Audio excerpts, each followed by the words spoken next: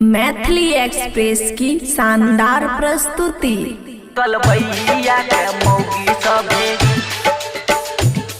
कल भैया के मौगी सभे।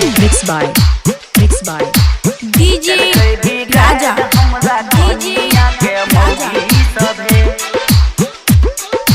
खुशी रिकॉर्डिंग स्टूडियो बलुआ, बड़ी घरदार चौक, बड़ी घरदार चौक। कनिया के मौगी सभे। डीजे राजा, डीजे राजा। चल गई बिगड़ कल भैया के मौगी सभे। लाजो न करे कनियो, लाजो न करे टंगरी, पैसे पसार होटल भैया के मौगी सभे। चल भैया के मौगी सभे, डलकै बिगैर हमरा कनिया के मौगी सभे। डलकै बिगैर कल भैया के मौगी सभे। लाजो न करे कनियो, लाजो न करे टंगरी, पैसे पसार तोल भैया के मौगी सभे।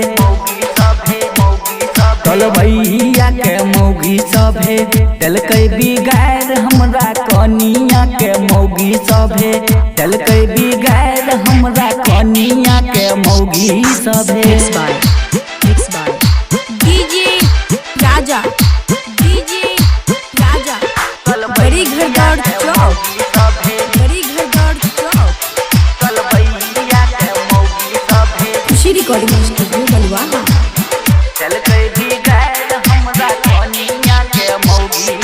देखै छी मोबाइलिए में रहे हरदम बिजी, रोटी भात छोड़ के मौगी खाइ छै हरदम चीजी।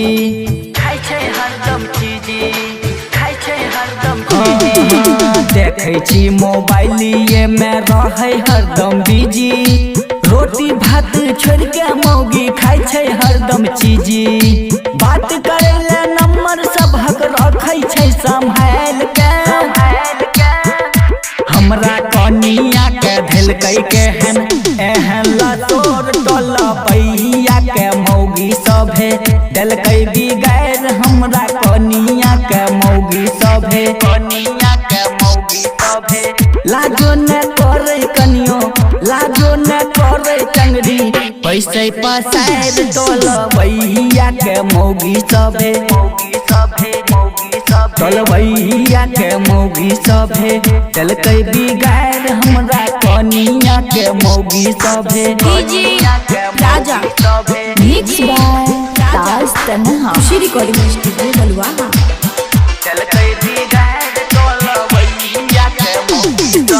रोजे घर में काना फूसी करे हमर मौगी, घर बिगाड़े ले पड़ल पीछा लोगी भौगी।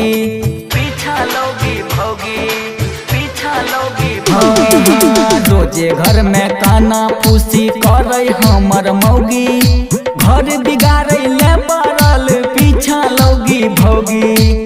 राजकिशोर साचे कहे बतियाई भाई हो,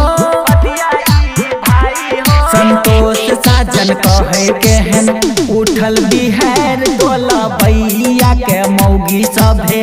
डलकै बिगैर हमरा कनिया के मौगी सभे। लाजो न करे कनियो, लाजो न करे टंगरी, पैसे पसार टोला भैया के मौगी सभे। तोल भैया के मौगी सभे, डलकै बिगैर हमरा कनिया के मौगी सभे।